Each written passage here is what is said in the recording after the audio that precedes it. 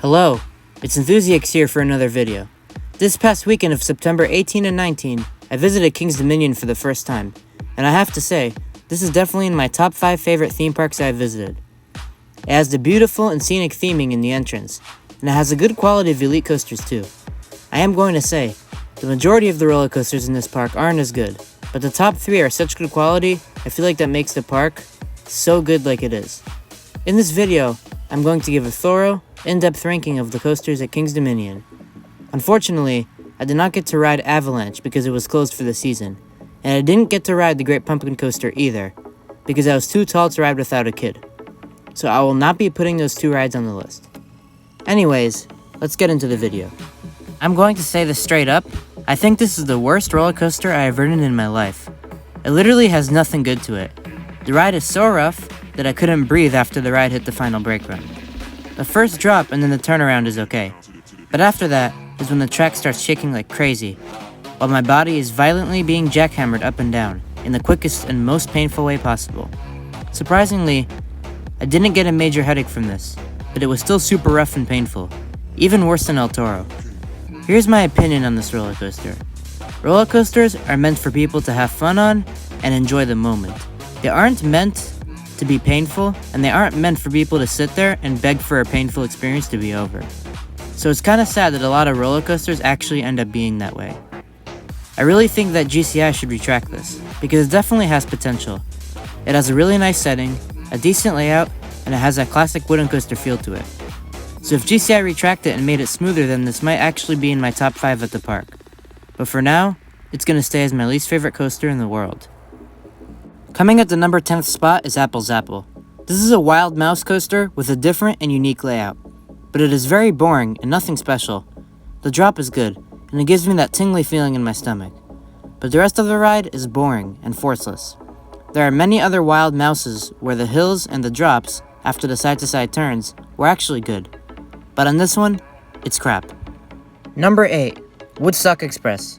Like I said in my last Kings Island ranking video that I uploaded on my old channel a few years back, although this is a family coaster, I still really liked it. The drop delivers the great stomach tingling feeling. The hills and drops have some great airtime. It is super smooth, and it has that great intensity, even for a kiddie coaster. The smoothness really caught me off guard, and pleasantly surprised me. Of course, it is not glossy smooth, and it has its minor bumps here and there. But those minor bumps added to the ride experience and made the ride feel more intense. Number 7, Anaconda. Despite what other people say, this ride isn't even that bad. Yes, the layout is dull and the elements are nothing special, but there was a lot of things about this ride that I actually liked. Those 2 loops are super forceful and are actually one of the best loops on a roller coaster I have experienced. But the rest of the ride is just okay. The track profiling is a little bit bumpy and jerky. It's not unbearably rough though. It's just bumpy. Believe it or not, I actually got no headbanging because I kept my head forward. But regardless, I wouldn't have gotten headbanging anyway, even if I didn't keep my head forward, because the air looper restraints only reach up to my neck. I know this might seem very minor, but the setting of this ride really makes a difference. The lake, and the trees, and the underwater tunnel makes the ride feel so much more fun and interesting. Number 6, Dominator. I'm going to be honest, this ride kinda let me down. I still like it more than Anaconda, because it's more intense, and the inversions are more consistent, and I like its layout. But what really took away from the experience is the intense vibration of the track, and the headbanging I got from the totally pointless B&M over-the-shoulder restraints. The inversions were good, and the ride is fun and intense, but the vibration and headbanging really took away from the experience. And this is actually why I've never been a big fan of B&M floorless coasters, because they have a vibration and really bad headbanging, and it ends up really hurting. I'm going to say the exact same thing as I said about Racer and Kings Island. The drop is great, has insane airtime, has a great feeling of stomach tingling, and the rest of the ride includes some great out-of-your-seat airtime and other intense moments. The bumpiness on this ride also adds to the ride experience. Oh, and by the way, if you were at Kings Dominion on Sunday, September 19 of 2021, and Racer 75 was closed, then you can blame me for it. When I rode it on Saturday in the back car, I felt that the car was slightly out of place. It was bouncing up and down on the track, and I heard some squeaky noises throughout the ride. I then told the ride up, and then she said she'll figure it out. Number 4, Backlot Stunt Coaster. I'm also going to say the same thing as I said about this ride at Kings Island. The very interesting thing about these signature Paramount attractions is that they are clones, so they often become underrated because everyone knows it's a clone, so it often gets overshadowed. But these clones are really good in my opinion. What if Steel Vengeance was a clone? What would you all think then? Huh? Anyways, this is the best family launch coaster I've been on in my opinion. The launch and the helix were actually surprisingly forceful, and I experienced a very minor gray out from it.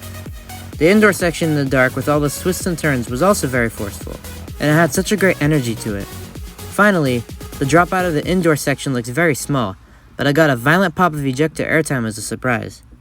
This is a small family coaster, but it sure packs a punch. Number 3. Flight of Fear. I remember really liking this at Kings Island, and I placed it at my number 2 spot at the park. But when I rode it again at Kings Dominion, I was even more blown away. I'm someone who loves indoor coasters, and this one doesn't disappoint at all. First of all, that launch is actually very forceful, and the ride ops managed to do a great job scaring the riders before pressing the launch button. When I was in line, I heard the ride op saying, "Unfortunately, we are experiencing technical difficulties." Everyone then went, "Boo," and then the ride op said, "Psych," and then launched the coaster. That literally scared everyone.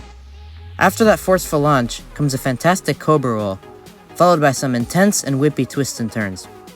Typically, I feel like mid-course brake runs slow down the ride and make it worse. But in this case, I actually loved the mid-course brake run, because it slowed down the train. I had time to look around me and comprehend those beautiful lights, and then before I knew it, came those intense whippy twists and turns, followed by an intense corkscrew, which actually happens to be my favorite corkscrew. I like this ride so much, and it actually gives me Space Mountain vibes. This ride has such good energy, and I can't say even more how much I love this ride. Number 2. Twisted Timbers. This is definitely one of my favorite RMCs I have ridden. It is also the RMC with the most airtime from what I remember. Not to mention that the barrel roll drop is so much better than I thought it would be. It is a very whippy inversion, and it also manages to give me that tingly feeling in my stomach. The 2 airtime hills after the wave turn deliver some of the best sustained ejector airtime that I have ever experienced. The rest of the ride is just ejector air after ejector air. My favorite part about the 4 rides I got on Twisted Timbers is that the ride ops were very nice.